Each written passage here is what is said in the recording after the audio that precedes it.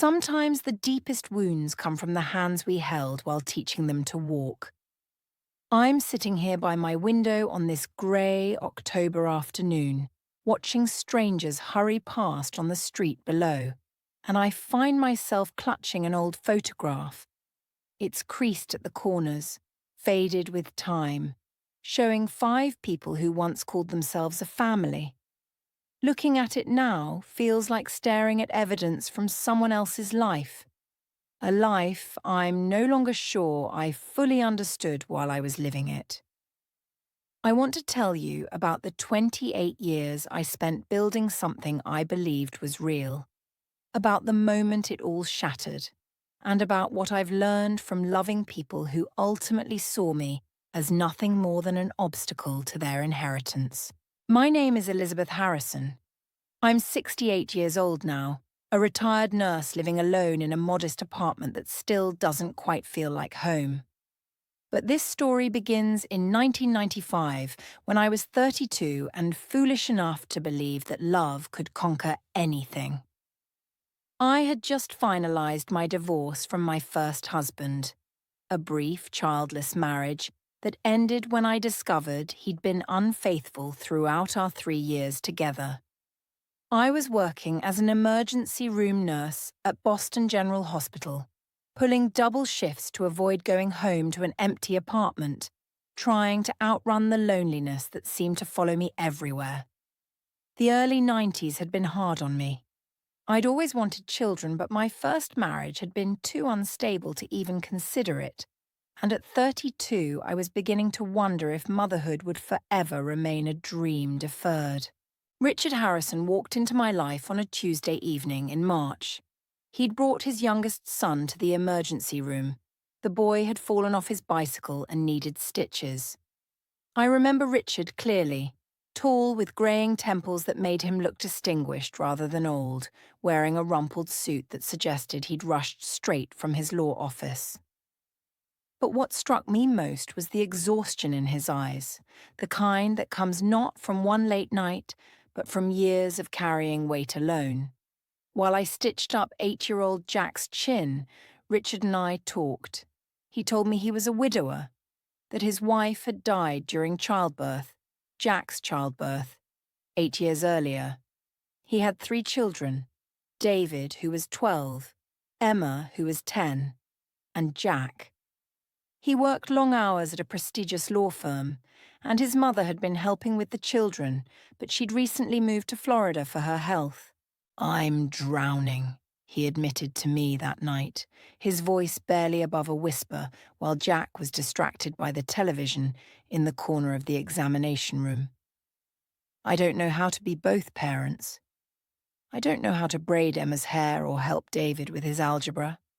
I work until midnight most nights, and I come home to find my kids have eaten cereal for dinner again. I'm failing them." I saw something in Richard that night, something vulnerable and genuine. And perhaps I saw something I needed too, a chance to matter, to be necessary, to finally become the mother I'd always wanted to be. We started dating a month later. Richard was different from my first husband, steady, honest, present when he could be. And the children. Oh, those children. When Richard first introduced me to them properly, I saw 3 pairs of eyes watching me with a mixture of curiosity and suspicion. David, tall for his 12 years with his father's strong jaw, stood with his arms crossed. Emma hid partially behind her brother, her dark hair falling over her face. Little Jack simply stared, his thumb creeping toward his mouth before he remembered he was too old for that. "This is Elizabeth," Richard had said. "She's my friend, and I hope you'll get to know her." David's response was immediate. "We don't need a new mom." We already had one. Richard married me in the fall of 1995, just 6 months after we'd met. Looking back, I can see we rushed it. But at the time, it felt right. Richard needed help, the children needed care, and I needed to be needed. The wedding was small, just immediate family and a few close friends. The children attended but didn't participate. In our wedding photo, they stand off to the side, their expressions ranging from blank to hostile. The first years of our marriage were brutal. I'd naively thought that love and patience would be enough, that if I just showed up every day with an open heart, the children would eventually accept me.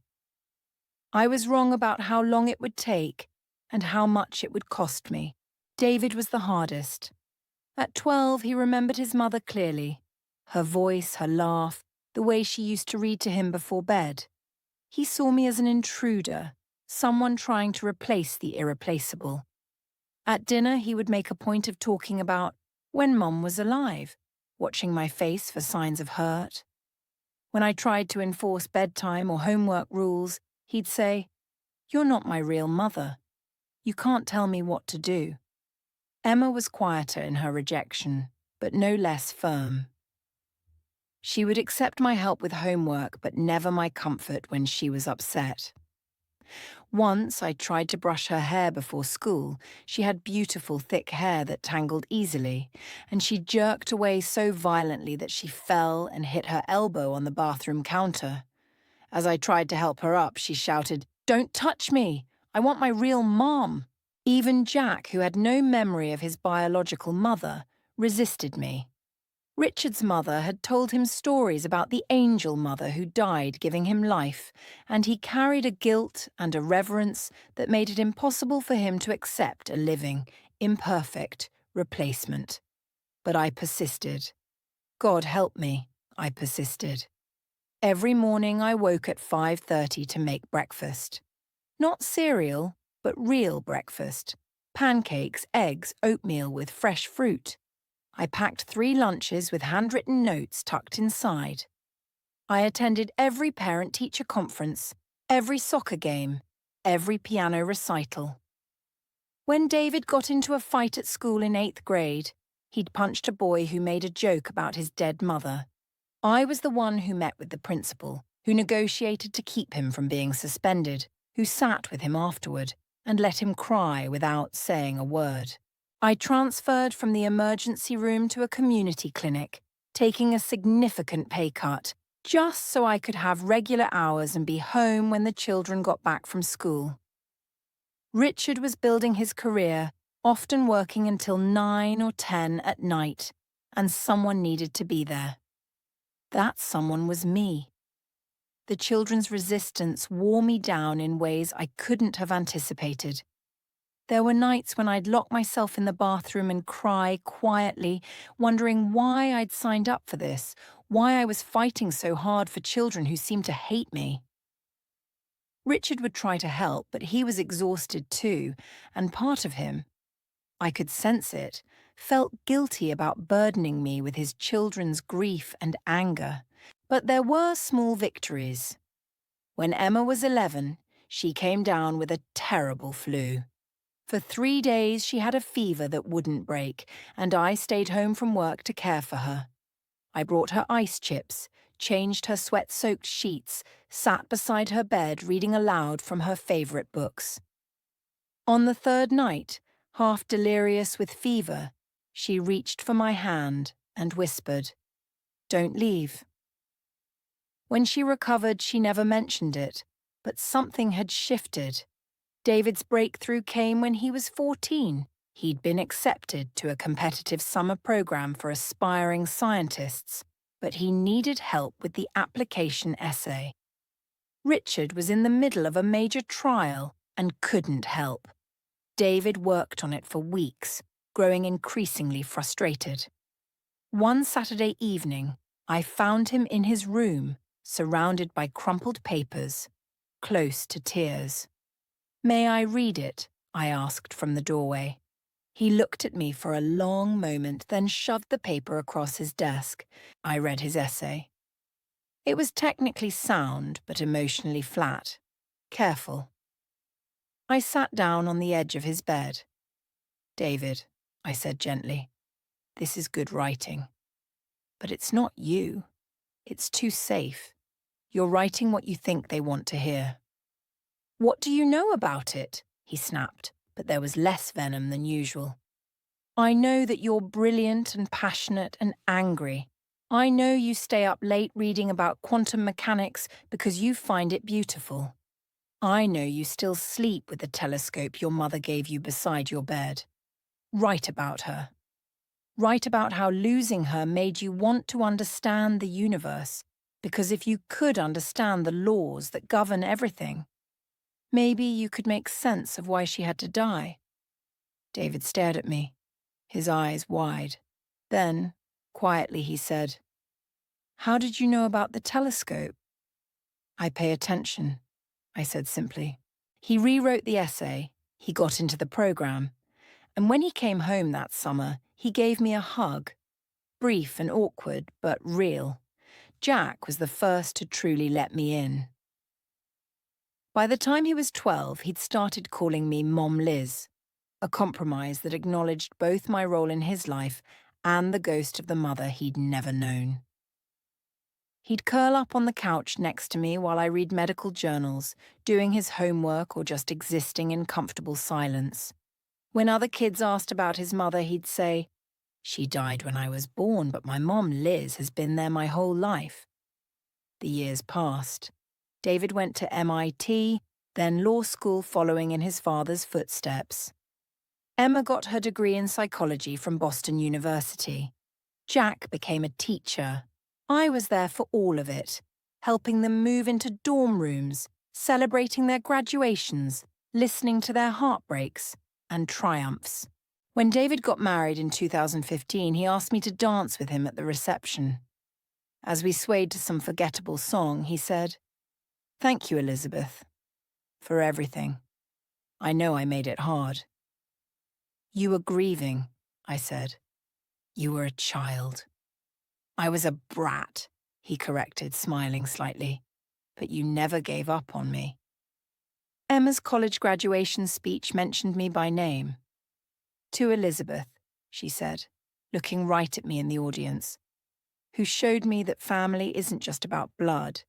It's about who shows up day after day, even when it's hard.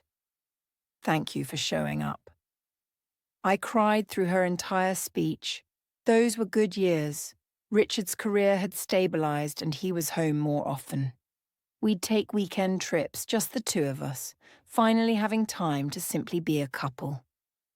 The children were adults now, building their own lives, but they came home for holidays. We had family dinners. We laughed together.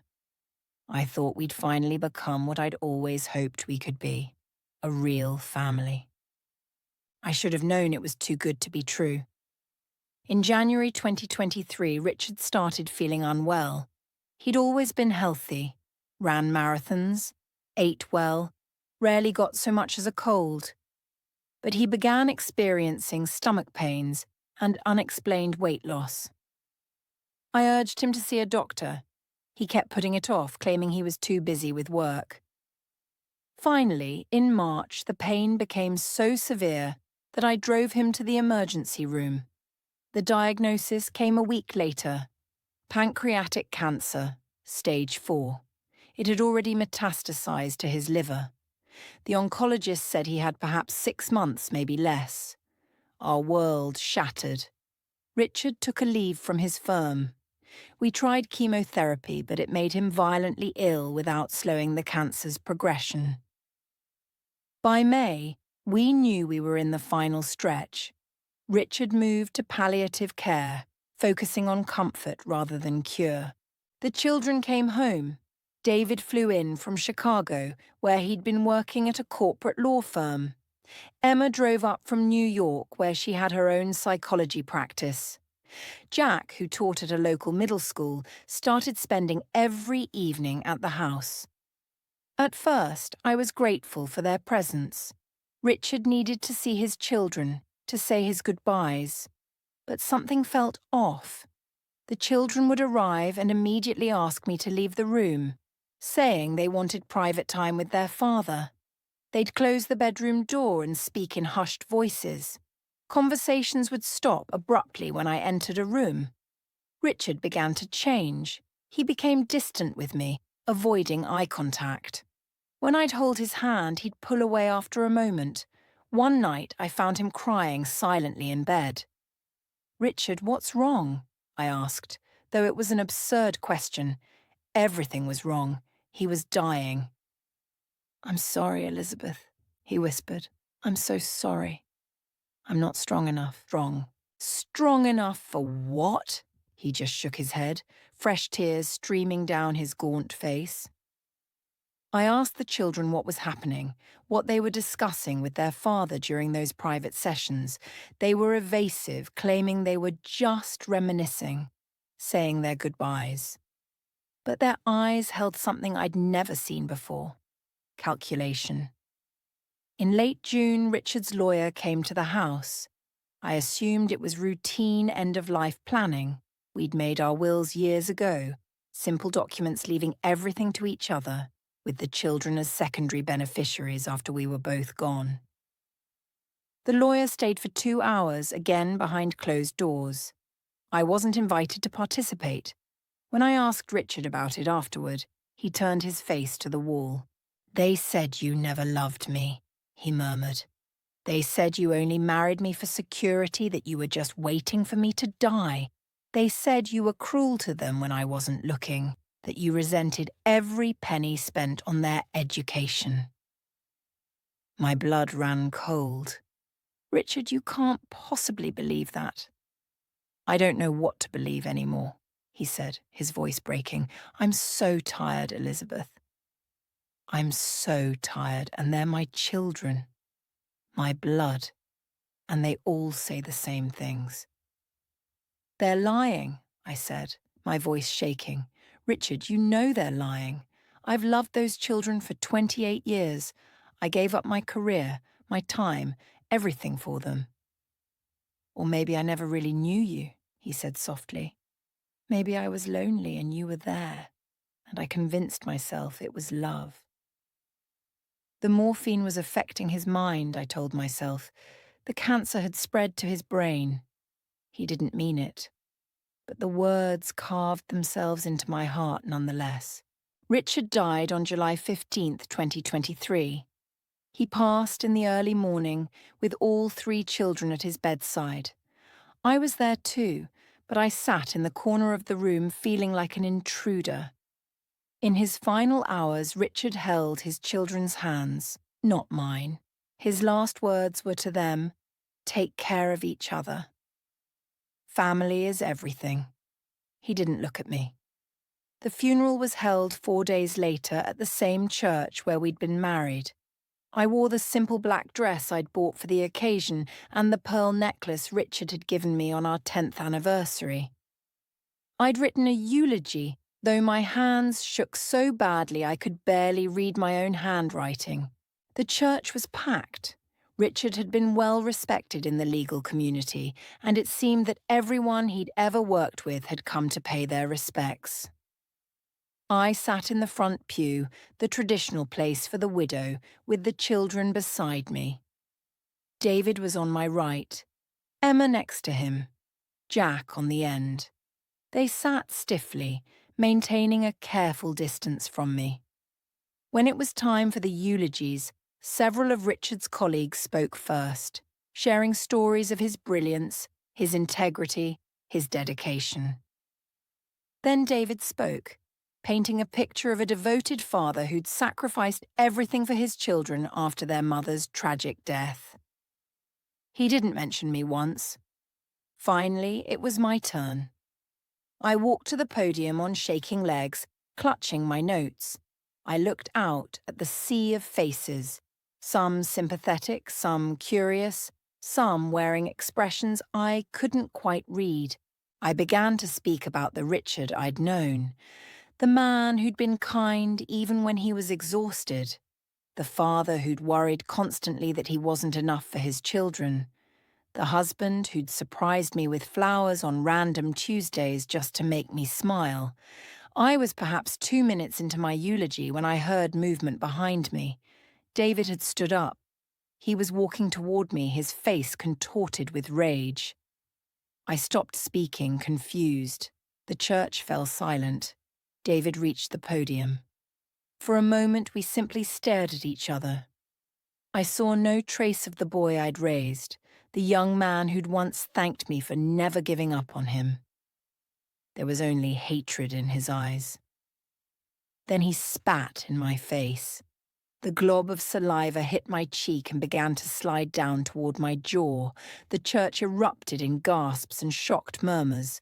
I stood frozen, unable to move, unable to think. "You liar!" David shouted, his voice echoing off the vaulted ceiling. "You stand there pretending to grieve, pretending you loved him, when all you ever wanted was his money. You think we don't know? You think we don't see through you?" I tried to speak, but no words came. I reached up automatically to wipe the spit from my face, and my hand came away wet. Emma and Jack had stood now too. They walked to stand beside their brother, presenting a united front. "You made our lives hell," Emma said, her voice cold and clear. "You pretended to care, but it was all an act. You wanted us to be grateful, to worship you for your supposed sacrifices. Well, we're done pretending." "You're not our mother," Jack added. "You never were." The church was in chaos now. People were standing, talking over each other. Someone was trying to calm the children down. Someone else was trying to lead me away from the podium. But I couldn't move. I stood there, spit drying on my face, staring at the 3 people I'd raised as my own, and I couldn't understand how we'd arrived at this moment. This couldn't be real. This had to be some morphine-induced nightmare, a hallucination brought on by grief and stress. But it was real. The disgusted looks on their faces were real. The whispers of the crowd were real. The spit on my face was real. Finally, Richard's colleague Marcus came to the podium and gently took my arm. "Come on, Elizabeth," he said softly. "Let me take you home." I let him lead me out of the church. Behind me, I could hear David continuing to shout, making accusations. I heard words like gold digger and abuser and manipulator. I didn't turn back. Marcus drove me home, except it wasn't home anymore. I'd learned soon enough. He helped me inside and made me tea I couldn't drink. He stayed until I told him I needed to be alone. After he left, I sat in the living room Richard and I had shared for over 2 decades, and I wept. Not delicate tears, but ugly, gasping sobs that shook my entire body. I cried until I had nothing left. The reading of the will took place a week later. I almost didn't go, but my own lawyer, I'd had to hire one, insisted I attend. The conference room at Richard's law firm was uncomfortably warm. The children sat on one side of the long table flanked by their own attorney. I sat on the other side, alone except for my lawyer. No one made eye contact with me. Richard's estate lawyer, a woman named Patricia whom I'd met several times over the years, looked deeply uncomfortable. She opened the will and began to read. Richard had changed everything. The will was dated June 28th, 2023, just days after his lawyer's visit to our home. The house, our house where I'd lived for 28 years, was to go to the children, to be sold and the proceeds divided among them. Our savings accounts, our investment portfolios, Richard's life insurance, all of it went to David, Emma, and Jack. I received nothing. Not the house, not any savings, nothing except my own retirement account and pension. Things that had always been solely mine. But that wasn't the worst of it. Richard had included a statement, to be read aloud, explaining his decision. Patricia's voice shook slightly as she read. "I leave nothing to my wife, Elizabeth, because I have come to understand that our marriage was based on false pretenses. My children have helped me see that Elizabeth married me not out of love, but out of a desire for financial security and social status. She has used her position in our family to maintain an image of martyrdom while subtly undermining my relationship with my children and making their lives difficult in ways I was too blind to see. I hope that in death, I can at least right this wrong and ensure that my assets go to those who truly deserve them. My children, my blood, my legacy. The words hung in the air like poison gas. I felt dizzy, sick.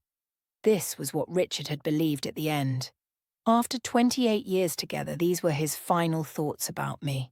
"This is unconscionable," my lawyer said, his voice tight with anger. "Mrs. Harrison, we can contest this. Richard was clearly under undue influence, mentally compromised by his illness and medication." "How dare you?" David interrupted, leaning forward. "How dare you suggest we manipulated our dying father? He finally saw her for what she was." "That's all." Emma nodded. "Everything in that statement is true. She made our childhoods miserable. She resented every moment she had to spend with us. And yes, she wanted Dad's money. Why else would a young woman marry a widower with 3 kids? I found my voice finally, though it came out as barely more than a whisper. I loved him. I loved all of you. Jack laughed. Actually laughed. "Sure you did. That's why you were always pushing us away, making us feel like we were burdens, reminding us that you'd given up so much for us." I started. But what was the point? They'd constructed a narrative, fed it to their dying father, and now they believed it themselves. Or perhaps they'd always believed it, and I'd been too naive to see. The meeting ended shortly after. As everyone filed out, Patricia caught my eye. She mouthed, "I'm sorry." It was small comfort. My lawyer did try to contest the will, but it was hopeless. Richard had been of sound mind legally when he signed it. The cancer hadn't reached his brain yet, the doctors confirmed. The fact that he'd been heavily medicated wasn't enough. And the children had documented evidence of my supposed mistreatment. They'd saved emails where I'd gently corrected their behavior as teenagers, twisted them to sound controlling and cruel. They had testimony from friends who'd heard them complain about me over the years. Complaints I'd thought were typical step-family growing pains, but which they now presented as proof of systemic abuse. I had to move out of the house by September. 28 years of my life, packed into boxes and relocated to a cramped one-bedroom apartment in a less expensive neighborhood. I'd gone from a spacious home in a prestigious suburb to a place where the walls were thin and the hallway smelled of stale cooking. The legal battle drained what little savings I had of my own. My lawyer fees alone were devastating. In the end, I gave up. The will stood. The children got everything. But worse than the financial loss was the social cost. The children had been busy during those final months, planting seeds of their narrative with anyone who would listen. At Richard's firm, among our mutual friends, in our old neighborhood, everywhere, whispers followed me. The young opportunist who'd married a vulnerable widower. The wicked stepmother who'd secretly tormented innocent children. The gold digger who'd finally been exposed. Some of Richard's colleagues knew better. Marcus, for one, who'd seen how I'd cared for the children over the years. A few of our closer friends rallied around me, but most people simply pulled away, not wanting to get involved in such an ugly situation. I couldn't even properly grieve Richard's death. How do you mourn someone who died believing lies about you? How do you reconcile 28 years of love with a final statement that erased it all? The first year after Richard's death was the darkest period of my life. I was 65, essentially starting over with nothing but my pension and social security. I was isolated, grieving, and profoundly betrayed. Some days I couldn't get out of bed. The depression was so heavy it felt physical, like a weight pressing down on my chest. I went to therapy. Dr. Chen, my therapist, was patient as I unraveled the story week after week. She helped me see things I'd been too close to notice. Elizabeth, she said during one session about 6 months in, I want you to consider something. Is it possible that the children's resentment was always there, just hidden?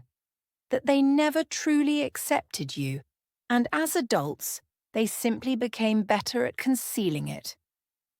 I resisted this idea initially.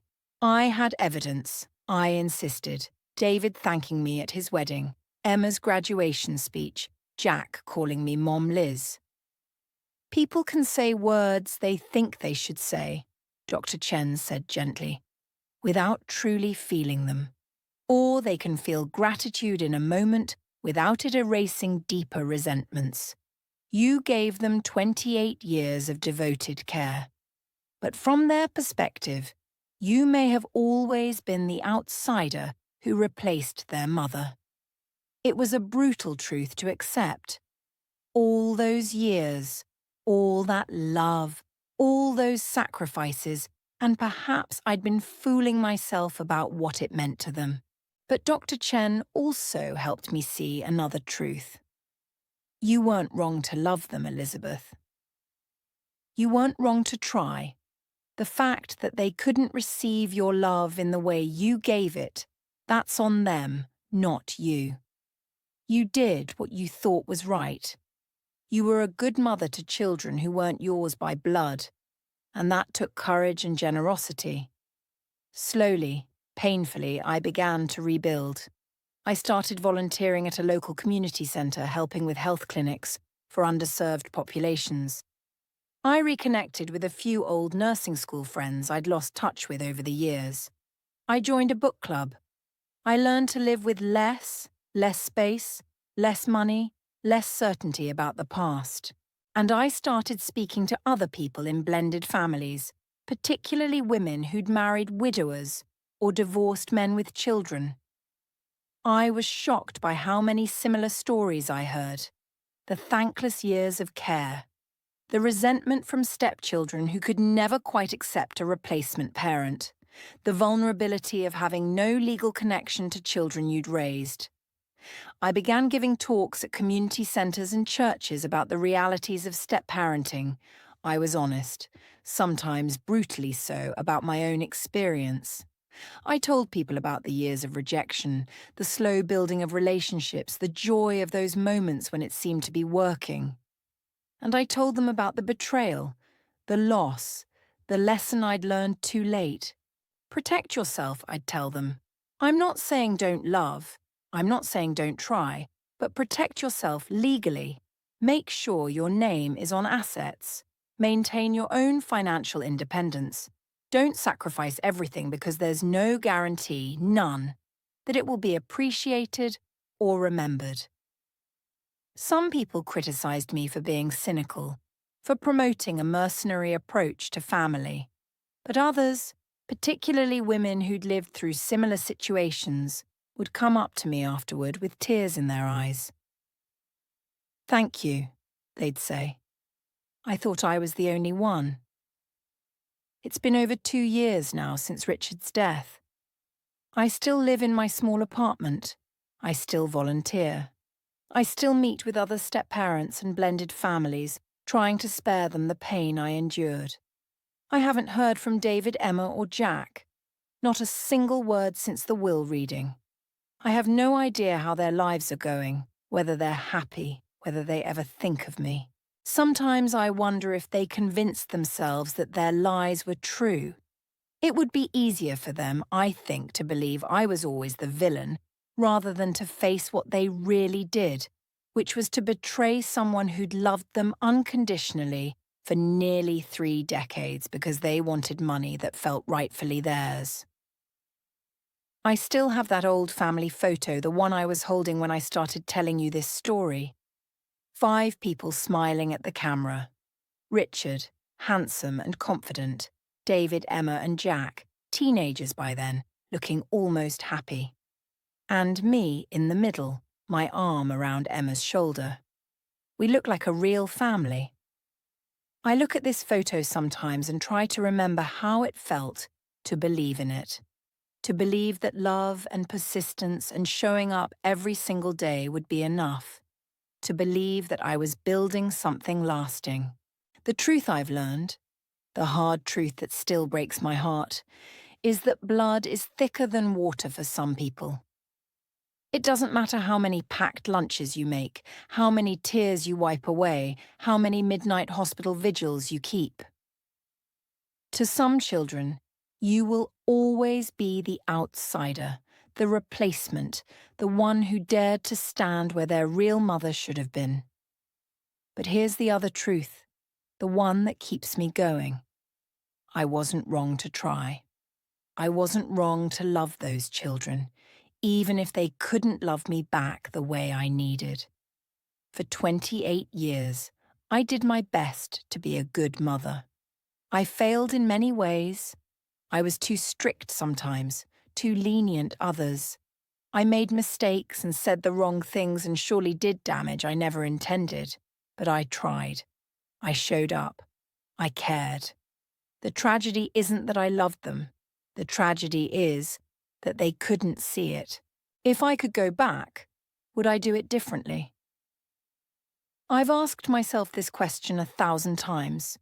Would I protect my heart more, hold something back, make sure I had legal and financial safeguards in place? Probably. Yes. I would love them still, I think. I don't know how to be any other way. But I would love them with my eyes open. I would remember that I was always going to be a stepmother, not a mother, no matter what I called myself or what they occasionally called me. I would keep something for myself, maintain my own life and identity and security. But I can't go back. None of us can. All I can do is sit here in my little apartment, look at this photograph of a family that no longer exists, and try to make peace with both the love I gave and the betrayal I received.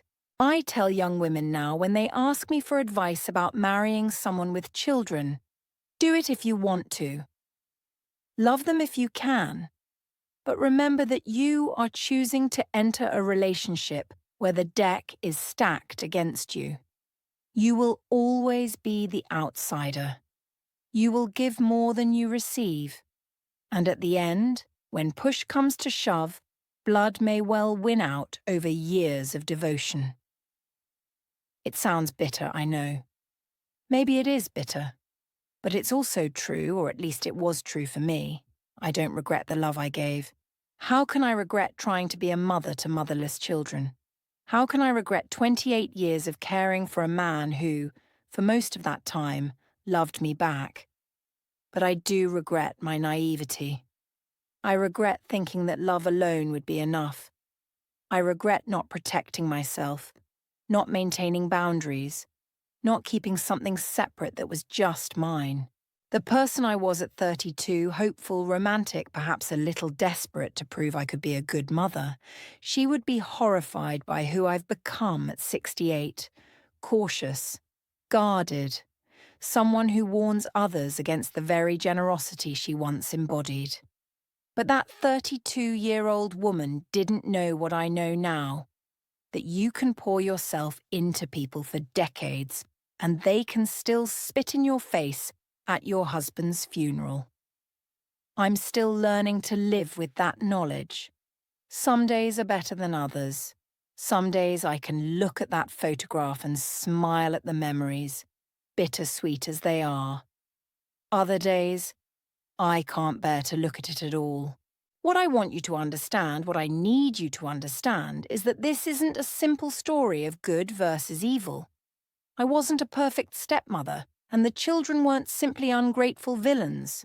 We were all human, all flawed, all trying to navigate an impossible situation where I was forever attempting to fill a void left by their mother's death. And they were forever resenting me for trying. Maybe that's the real lesson. Some voids can't be filled, some wounds can't be healed, and sometimes loving someone with everything you have still isn't enough. I've made peace with most of it. The financial loss still stings, especially when I worry about healthcare costs in my old age or dream of travelling to places I'll now never see. But I can live on my pension. I have my health, my small circle of friends, my volunteer work that gives my life purpose. What I haven't fully made peace with is the loss of those 3 people I raised. I still wonder about them. I still hope, foolishly perhaps, that someday one of them might reach out, might apologize, might acknowledge what I was to them. But I'm not holding my breath. And I'm done waiting for my life to begin after they validate my love.